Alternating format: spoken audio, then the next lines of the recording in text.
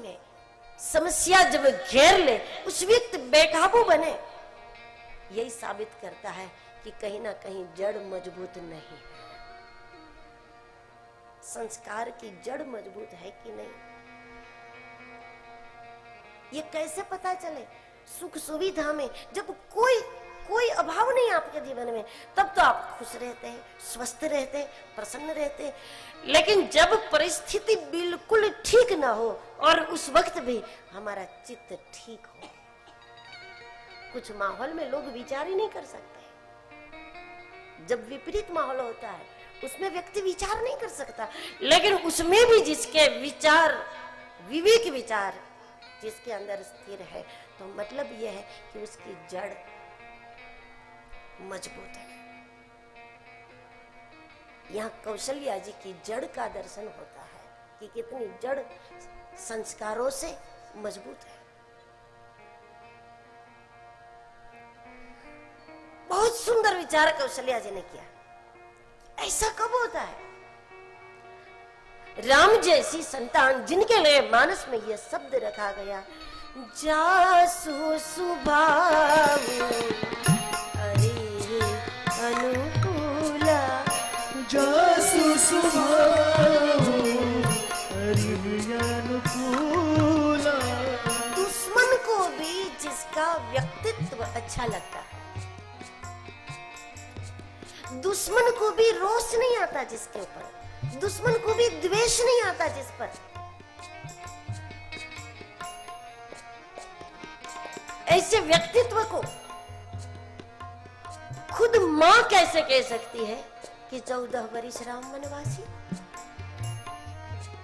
और ऐसा होता है तो कब होता है? बहुत सही विचार है कौशल्या जी का।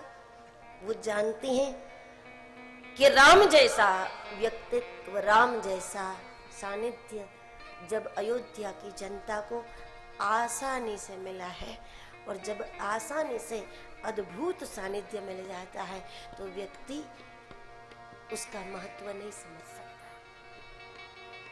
बहुत जरूरी है। अयोध्या की जनता बिना राम की अयोध्या को एक बार देखे,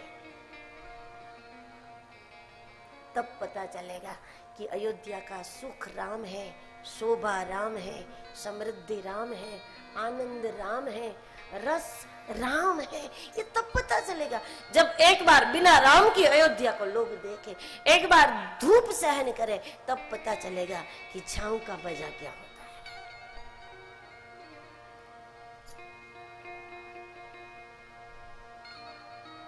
अयोध्या की जनता को राम की महिमा समझाना हो तो एक बार राम से वंचित करना जरूरी है। बहुत सही है, बहुत सही है। और ऐसे मौके पर ऐसी धीरता और ऐसी स्थिरता और ऐसी विचारशीलता, कुशल विचारधारा का नाम कौशल्या है। तो कौशल्या जी ने आज्ञा दे दी।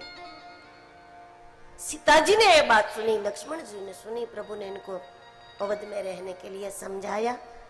आखिर सीता जी मन ही मन सोच रही थी कि शरीर जाएगा या प्राण जाएगा प्रभु के साथ, तन जाएगा कि प्राण जाएगा। यहाँ तन कौन है और प्राण कौन है?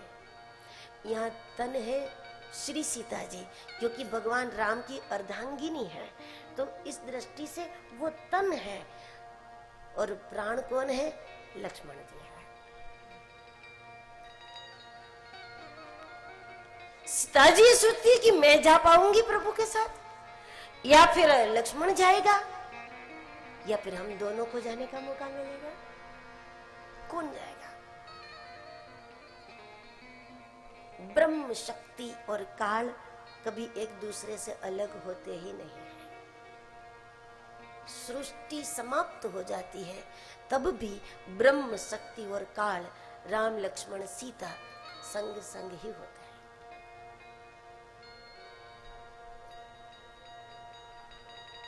प्रभु की आज्ञा मिली। जब तीनों यहां से चल करके कई कई भवन जाते हैं, वहां से वलकल वस्त्र धारण करके चले।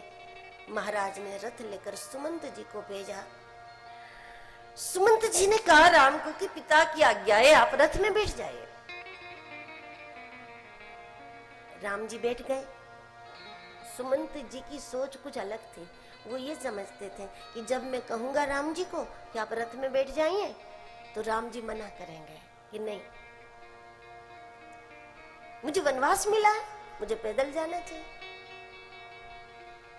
सुमंत जी ने कहा कि पिताजी की आज्ञा है, आप रथ में बैठिए।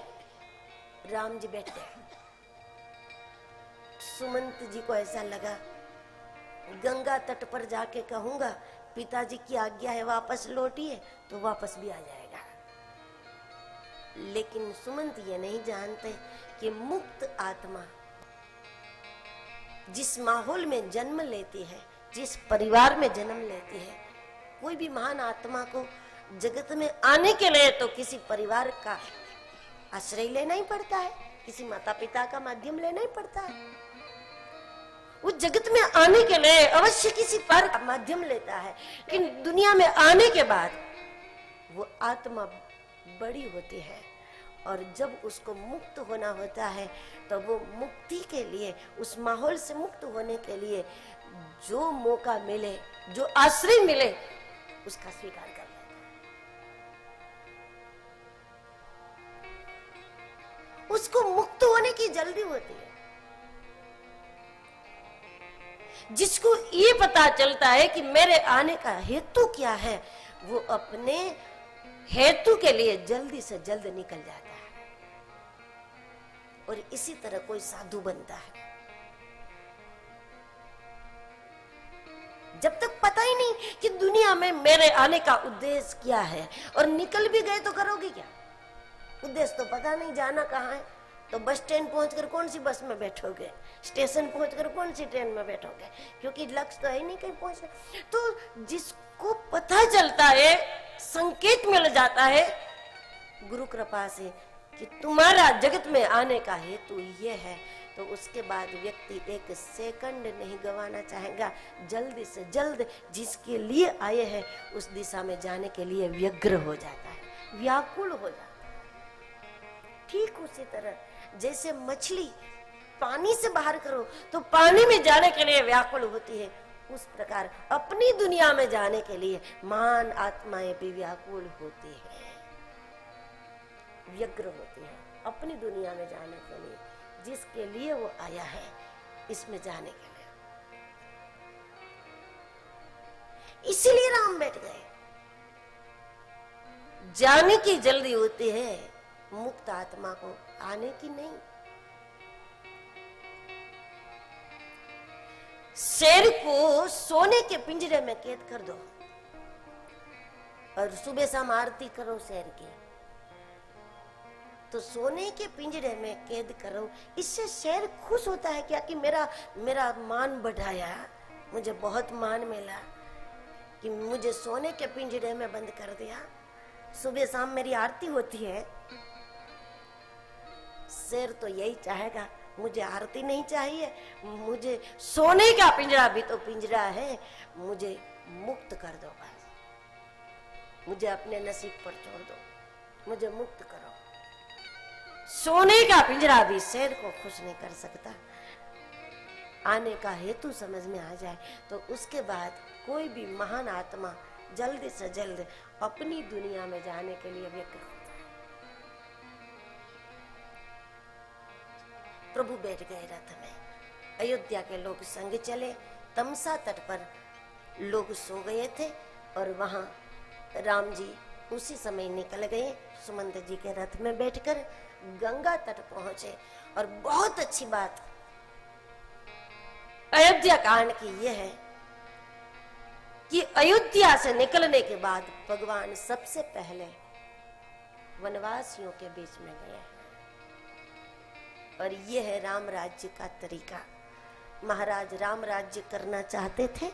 अब राम जी ये बताते हैं कि यदि देश में राम राज्य लाना है तो इसका उपाय ये नहीं है कि अपने बेटे को राज सिंहासन पर बैठा दिया जाए, लेकिन इसका उपाय ये है कि जब तक शहरवासी वनवासी नहीं बनते तब तक राम राज्य की स्थापना जगत में नहीं हो सकती। शहरवासी को वनवासी बनना चाहिए। देश के प्रत्येक प्रांतों की जनता की कमियों को और खूबियों को समझना चाहिए, क्योंकि आखिर हमें उनके द्वारा देश में शांति को स्थापित करनी है, उनके लिए करनी है और उनके द्वारा करनी है। तो ऐसे में हमें प्रत्येक प्रांत के लोगों की खूबी और कमी ये दोनों को समझनी चाहिए।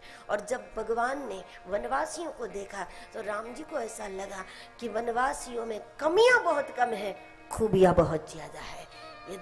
यदि राम राज्य स्थापित करना है, देश के रावण को मारना है, तो सबसे ज्यादा उपयोगी वनवासी लोग हो सकते हैं।